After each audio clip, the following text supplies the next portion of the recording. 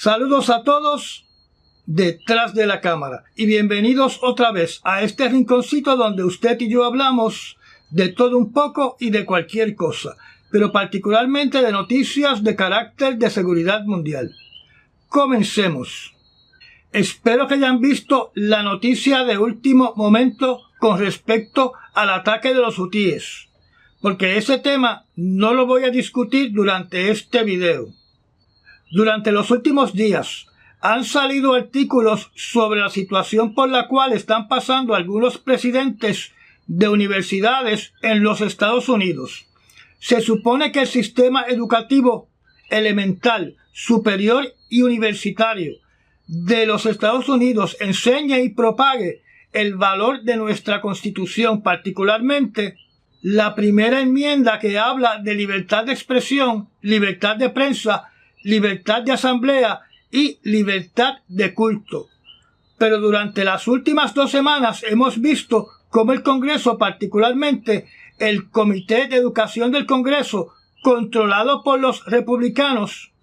violando la primera enmienda, ponen una prohibición de que se pueda hablar o tomar una postura pro-Palestina en esta crisis que hay en la Franja de Gaza, donde hasta ahora esta persecución ha reclamado una víctima, que es la presidenta de la Universidad de Pensilvania, que puso voluntariamente su renuncia ante la presión de que era antisemita pro primera enmienda. Por otro lado, la Universidad de Harvard respaldó a su presidenta por su testimonio durante la vista de este comité del Congreso. Parece que aquí en Puerto Rico respetamos más la primera enmienda que en el Congreso de los Estados Unidos. La contradicción de estos congresistas republicanos que demandan que no se pueda hacer ninguna expresión pro-Palestina en el sistema educativo de los Estados Unidos es que al mismo tiempo están bloqueando toda ayuda hacia Israel, donde el presidente Biden tuvo que recurrir a una maniobra política que le permitió venderle a Israel $100 millones en municiones para las Fuerzas Armadas de Israel. Otro ejemplo de la pérdida de la libertad de expresión sobre el tema de la Franja de Gaza es que, como sabemos, las manifestaciones pro-Palestina están prohibidas en Francia y la periodista Zineb El Razoui acaba de ser despojada de su premio periodístico por alegadamente decir que las acciones de las Fuerzas Armadas en la Franja de Gaza por parte de Israel se puede comparar con el Holocausto. Recuerdo que les hablé hace unos meses atrás que el gobierno de Israel quería que en Europa y en Estados Unidos se pagara con cárcel cualquier cosa que fuese considerado como antisemitismo y antisionismo, y que en adición el gobierno de Israel demandaba que se tenía que definir sionismo y semitismo con la misma definición, cuando son en realidad dos cosas diferentes. Así que Israel quería hacer en el mundo algo similar a lo que está haciendo Putin en Rusia en estos momentos, donde si alguien habla mal de Putin, es arrestado, es procesado criminalmente y es encarcelado. Y ya que estamos hablando de la crisis en la Franja de Gaza, la información hasta este momento es que allá las bajas dentro de las Fuerzas Armadas de Israel sobrepasan los 100 soldados caídos, donde no se menciona cuántos soldados de Israel han sido heridos. El vocal de Hamas en el Ministerio de Salud dice que durante el domingo y el lunes fallecieron 297 personas y 550 personas resultaron heridas, donde, como ya deben saber, el número de fallecidos, según Hamas, en la Franja de Gaza sobrepasó los 18,000, así que van camino a los 19,000 fallecidos, donde además se reportan sobre 50,000 heridos por esta operación militar del ejército de Israel. También se informó que falleció otro comandante de Hamas y que Netanyahu le está diciendo a los combatientes de Hamas que se rindan y que no mueran para proteger a su líder Sinwar, que vemos en la pantalla en estos momentos.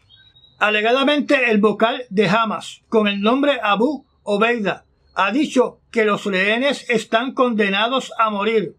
a menos que Israel cumpla con las demandas de Hamas. Por otro lado, se informa que las Fuerzas Armadas de Israel indican de que Hezbollah disparó contra localizaciones en Israel, desde algún punto cercano al campamento de las Naciones Unidas en el sur del Líbano,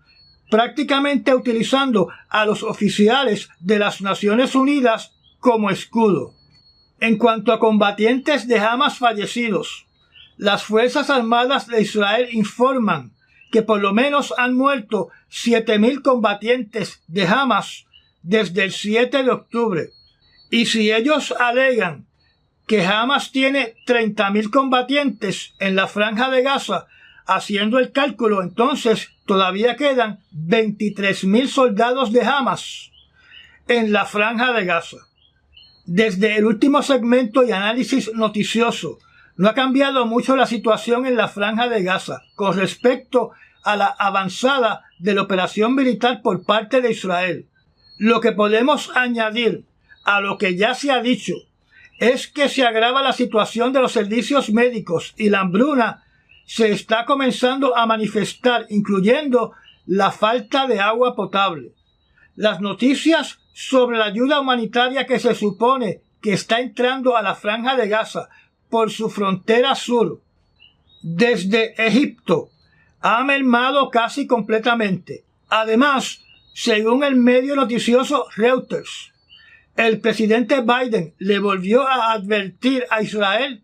de que está perdiendo apoyo internacional debido a la gran cantidad de civiles que están muriendo en su operación militar. En las últimas 48 horas, las fuerzas militares de Israel reclaman que pudieron localizar una fábrica de misiles con un inventario de 250 cohetes y otras armas de Hamas. La ciudad de Jaffa no está libre de ser blanco de ataque, ya que se reportó que un misil destruyó por completo una casa en la periferia de la ciudad, causando que la población de palestinos tampoco se sienta segura en esa ciudad. Aunque la prensa ha dejado de cubrir lo que está sucediendo en la región de Cisjordania, eso no significa que los confrontamientos han cesado. Así que continúan los arrestos y posiblemente disparos, cegándole la vida a palestinos en esa región de Israel. En Irak, los grupos armados respaldados por Irán continúan con sus ataques a instalaciones de los Estados Unidos, donde el presidente de Irak condena los ataques de estos grupos armados porque los considera como una violación a la soberanía de Irak, pero también condena los contraataques por parte de los Estados Unidos porque también dice él que es una violación a la soberanía de Irak, donde la postura de los Estados Unidos es la siguiente: si el gobierno de Irak no está haciendo absolutamente nada para repeler y eliminar estos grupos armados apoyados por Irán en Irak, nosotros nos tenemos que defender.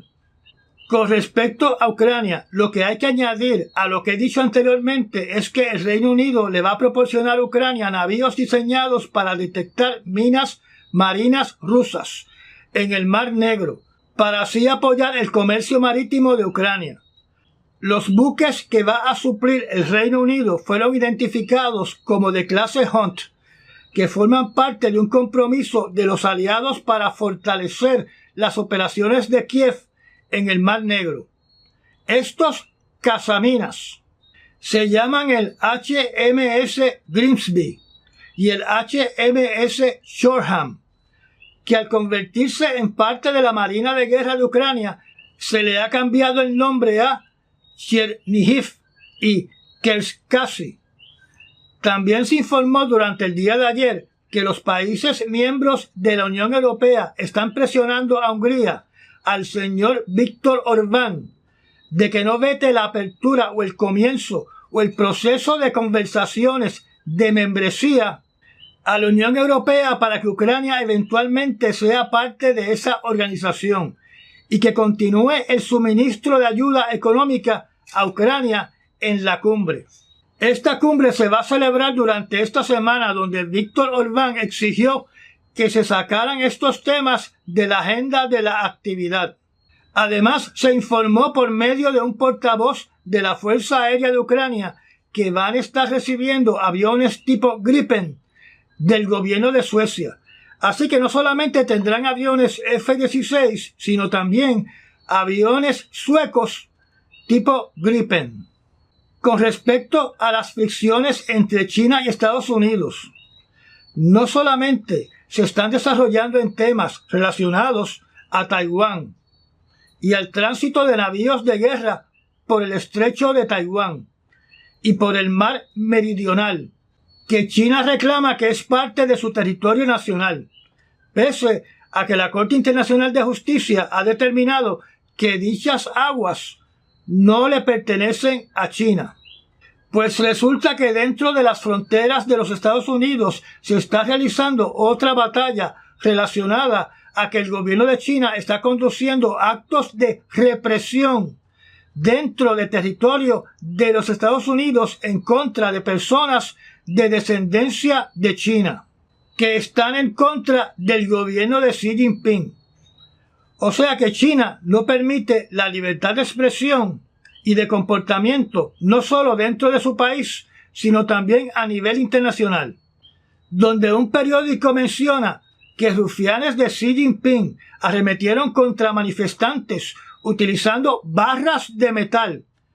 astas de bandera y gas pimienta por haber participado en una manifestación que se oponía a la ocupación de China del Tíbet y las violaciones a los derechos humanos por parte de China contra los uigures y su actitud y amenazas contra Taiwán. Recordemos que se acusa a China de tener comandancias de policías en las ciudades más importantes de Estados Unidos y de otros países para controlar lo que conocemos como Chinatown y comunidades de chinos. Además, tenemos que recordar que en el año pasado el gobierno de China le ordenó a todos sus ciudadanos de ser espía para su nación. En otras palabras, el Partido Comunista de China quiere ser omnipresente en toda la comunidad china del planeta. En cuanto a Rusia, ya ustedes están informados de que Putin anunció su candidatura para un próximo término, donde viajó a la base militar naval en el norte del país para estar presente en el lanzamiento de 2 submarinos nucleares, llamados el Emperador Alejandro III y el Krasnoyarsk, que se unen al servicio silencioso de Rusia.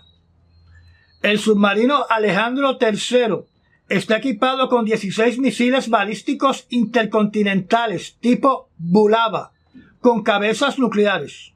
El otro submarino está diseñado para cazar submarinos enemigos y golpear blancos terrestres. Su arsenal incluye misiles cruceros y torpedos. En la actividad, Putin anunció que se están construyendo otros 5 submarinos de este tipo. Con el anuncio de la candidatura del actual presidente Putin y el comentario de Alexei Navalny al pueblo ruso de votar por cualquier candidato excepto por Putin, se informó que Navalny acaba de desaparecer de los registros de presos en las prisiones de Rusia, donde se teme que el gobierno de Putin lo haya eliminado o que esté en algún lugar completamente aislado de la humanidad. Los enfrentamientos entre navíos de Filipinas contra barcos de la Guardia Costanera de China en aguas que se consideran como zonas territoriales de Filipinas, que China no quiere reconocer, cada vez son más violentos. aparte de las colisiones por parte de los barcos de China contra navíos mucho más pequeños de Filipinas. También China ha optado por utilizar sus poderosos cañones de agua, que como pueden ver en la imagen, el volumen de agua que disparan estos cañones es capaz de inundar a los barcos más pequeños de Filipinas, hasta el punto que se pueden hundir,